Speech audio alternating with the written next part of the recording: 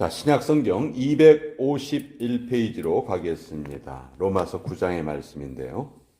1절부터 13절까지의 말씀을 보겠습니다. 바울이 자기의 동족 유대인들이 예수님을 믿지 않는 것에 대해서 안타까워하는 마음을 이 로마서 9장에서 잘 표현하고 있는데요. 그럼 하나님이 유대인을 구원해 주시겠다는 그 약속이 과연 폐하여진 것이냐, 그것에 대해서 의문을 가지고 또 그것이 아니다 하는 것을 지금 말하고 있는데요. 1절부터 13절까지 우리 같이 읽어가도록 하겠습니다. 시작. 내가 그리스도 안에서 참말을 하고 거짓말을 아니하노라. 나에게 큰 근심이 있는 것과 마음에 그치지 않는 고통이 있는 것을 내 양심이 성령 안에서 나와 더불어 증언하노니, 나의 형제 곧 고륙의 친척을 위하여 내 자신이 저주를 받아 그리스도에게서 끊어질지라도 원하는 바로라. 그들은 이스라엘 사람이라. 그들에게는 양자됨과 영광과 언약들과 율법을 세우신 것과 예배와 약속들이 있고, 조상들도 그들의 것이요 육신으로 하면 그리스도가 그들에게서 나셨으니 그는 만물 위에 계셔서 세세 찬양을 받으실 하나님이시니라. 아멘. 그러나 하나님의 말씀이 폐하여진 것 같지 않도다.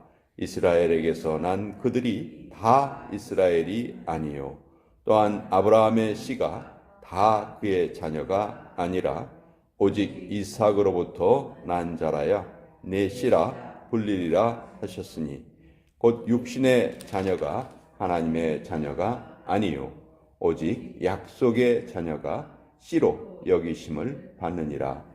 약속의 말씀은 이것이니, 명년 이때 내가 이르리니 사라에게 아들이 있으리라 하심이라.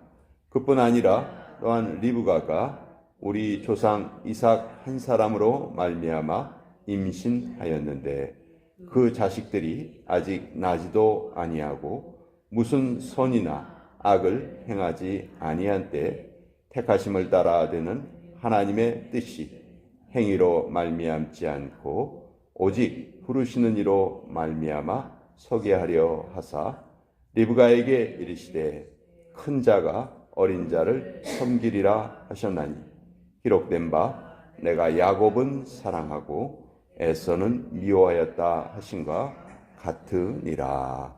하나님의 말씀입니다. 아멘. 자, 바울의 심정을 우리가 이 로마서 9장을 통해서 잘 알 수 있는데요. 자, 바울은 예수님을 처음에 핍박했다가 이제 예수님을 만나고 완전히 예수님의 복음을 전하는 자로 그 일생이 완전히 바뀌게 됐죠. 자, 그런데 가장 바울에 대해서 호의적인 사람들도 동족들이었고, 또 반면에 가장 바울을 핍박하고 바울에게 계속해서 바울의 사역을 방해했던 사람들도 동족 유대인들이었습니다. 자, 이 바울은 자기의 동족들에 대해서 너무너무 안타까운 마음을 가지고 있는 거예요. 왜냐하면 자기도 전에 예수님을 믿기 전에는 어떤 모습으로 살았는지를 누구보다도 자기 자신이 잘 알고 있거든요. 근데 그런 자기가 하나님의 은혜로 완전히 변화되었죠.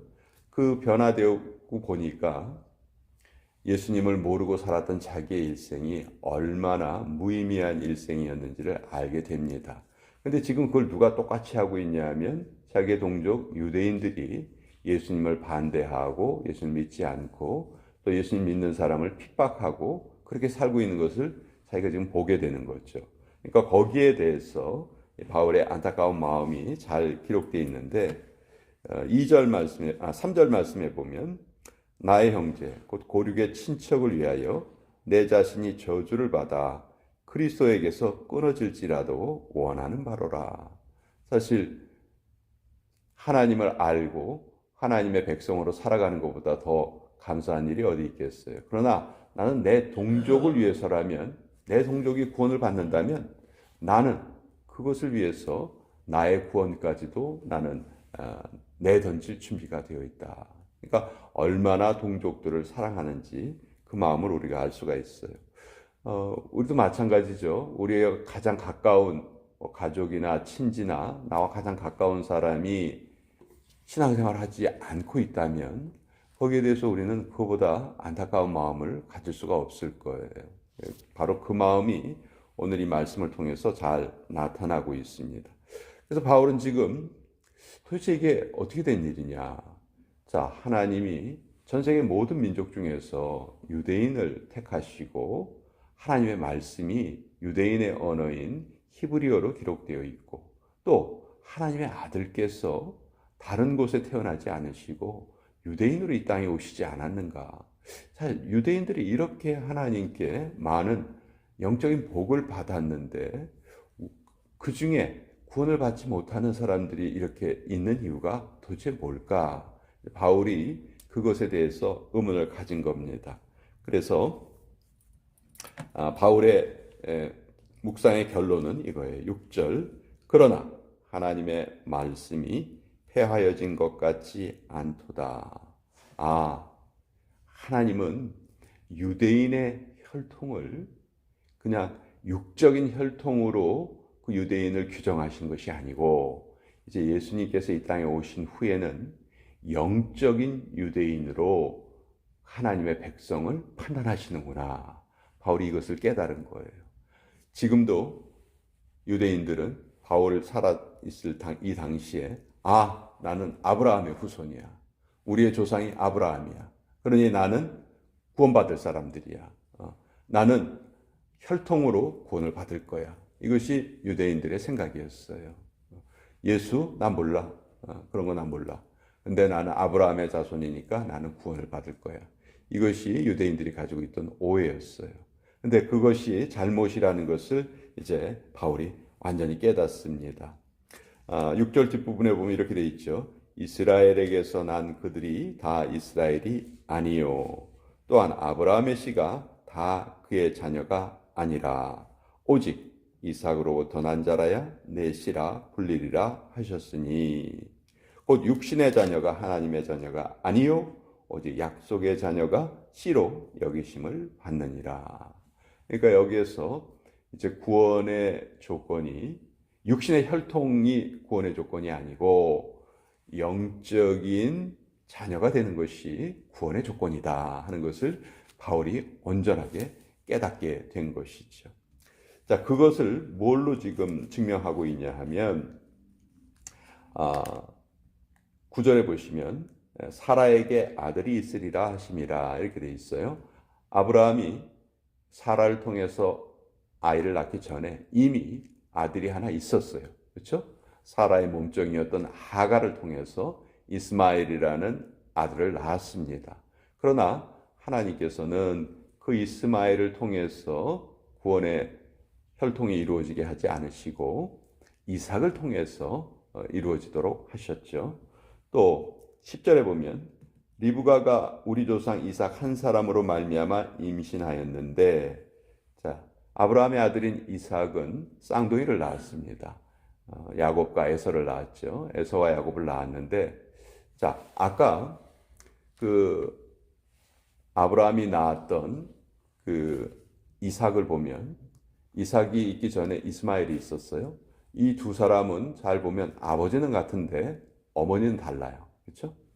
근데 야곱과 에서는 아버지도 이삭이고 어머니도 리브가고 똑같아요. 그렇죠? 자,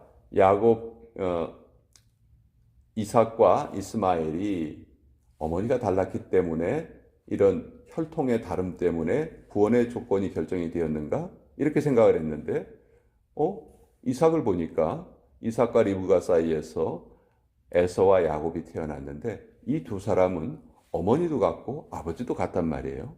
근데 거기에서 구원이 나누어져요. 하나님께서 야곱은 택하시고 에서는 택하지 않으신단 말이에요. 이게 도대체 왜 이렇게 됐는가? 11절 그 자식들이 아직 나지도 아니하고 무슨 선이나 악을 행하지 아니한 때에 택하심을 따라 되는 하나님의 뜻이 행위로 말미암지 않고 오직 부르시는 이로 말미암아 서게 하려 하사. 이렇게 돼 있죠. 예. 자, 그러니까 이 구원의 조건이, 구원의 최종적인 섭리자가 우리 인간이 아니라 하나님의 뜻이다라는 것을 지금 바울이 정확하게 밝히고 있는 거예요. 사람들은 내 혈통으로, 내 행위로 나는 구원을 얻을 수 있어, 이렇게 생각을 합니다. 그렇지만 하나님은 바울을 통해서 분명히 말씀하고 계시는 거예요. 너희가 혈통을 따라서 구원 얻는 것이 아니다. 예수님께서 이 땅에 오신 후에는 혈통은 사실 아무런 의미가 없어지게 됐죠. 유대인이나 유대인이 아닌 자나 누구든지 하나님의 뜻, 즉 예수님을 믿는 그 믿음이 있다면 그것이 구원의 조건이 되는 것이지, 나 유대인이야, 나 야곱의 후손이야, 뭐 이런 말이 구원의 조건이 되지 않는다 하는 것을 바울이 분명히 알게 이렇게 밝혀주고 있는 거예요. 그래서 13절에 보면 내가 야곱은 사랑하고 에서는 미워하였다 하신 것 같으니라. 여기에 야곱을 사랑하고 에서를 미워하였다 하는 것을 우리 인간적인 감정으로 이해하시면 안 돼요. 왜 하나님이 다 귀한 하나님의 자녀들인데 왜 누구는 사랑하시고 왜 누구는 미워하시겠어요? 여기는 그런 의미가 아니고 영적으로 야곱을 선택하시고 에서는 선택을 받지 못했다 하는 것을 이렇게 표현한 것이지, 하나님이 누굴 편애하신다든지 누구 편을 드신다든지 이런 것이 아니라는 것이죠. 그런데 정말 구원의 이 신비는 우리가 아무리 말로 표현하려 해도 말로 표현할 수 없어요. 여러분, 저나 여러분이 왜 구원받았는지 말로 설명할 수 있으세요? 나 이렇기 때문에 구원받았어요 라고 우리 설명할 수 있나요? 내가 다른 사람보다 이건 좀 나은 것 같아요. 그러니까 하나님이 나를 선택하신 것 같아요. 우리 이렇게 말할 수 있을까요? 근데 그렇게 말하다 보면 내가 다른 사람보다 못한 부분도 참 많거든요. 그거는 또 그것까지 따지면 도저히 우리가 내가 왜 구원받았는지 말로 설명할 수 없어요. 이것이 구원의 신비인데, 결국 성경이 로마서를 통해서 우리에게 알려주시는 것은 구원은 하나님의 은혜이시다 하는 것을 우리에게 알려주고 있는 거예요. 그러니까 내가 이렇게 하나님의 백성으로 살아가는 것이 마치 나의 어떤 공로로 이루어진 것처럼 우리가 그렇게 뻐기면서 살아갈 수 없는 거예요. 오히려 그런 자격이 없는 우리를 하나님이 택해 주신 것에 대한 말할 수 없는 감사, 그리고 그런 거 있잖아요. 그런 자격이 되지 않았는데 그런 자격이 있는 것처럼 인정해 주는 사람이 있다면 우리가 그 사람을 만나면 정말 그 사람을 위해서 최선을 다하면서 살 것입니다. 내가 그렇지 못한데 나를 그런 자로 인정해 주셔서 감사합니다. 이런 모습으로 우리가 살아갈 거예요. 그러니까 신앙생활에는 늘 신분과 실력의 차이가 존재하죠. 우리의 신분은 하나님의 아들이에요. 근데 우리의 실력은 아직 그 수준에 이르지 못해요. 그러니까 그 수준에 이를 때까지 우리가 하루하루 이렇게 날마다 하나님의 말씀으로 우리 자신을 깨우고 그 말씀을 지키려는 마음으로 그렇게 살아가는 것이죠. 결국 인생을 통해서 하나님께서 우리에게 원하시는 것은 완성된 우리의 모습이 아니라 그 완성된 모습을 향해서 열심을 다해서 살아가는 우리 인생의 방향을 보고 계신다. 오늘도 우리 하나님은요, 우리 인간들은 다 완성된 모습을 가지고 그 사람을 평가하려고 합니다. 이 사람은 이거 잘해, 이 사람은 이거 못해. 근데 하나님은 그렇게 우리를 판단하지 않으시고요, 우리가 향해 가는 인생의 방향을 지금 보고 계시는 거예요. 이 A라는 자가 지금 하나님의 말씀을 향해서 그것을 지키려고 애쓰며 살아가고 있는지, 아니면 하나님을 단지 자기의 삶을 편안하게 하는 도구로 사용하고 있는지, 그걸 하나님 보고 계신다는 거죠. 그래서 오늘 이 로마서를 통해서 우리 구원의 원천은 우리에게 있지 않다, 그것은 하나님의 택하심에 있다 하는 것을 바울이 다시 한번 정확하게 우리에게 알려주고 계십니다. 자, 3월 6일 날 또 우리 같이 모였습니다.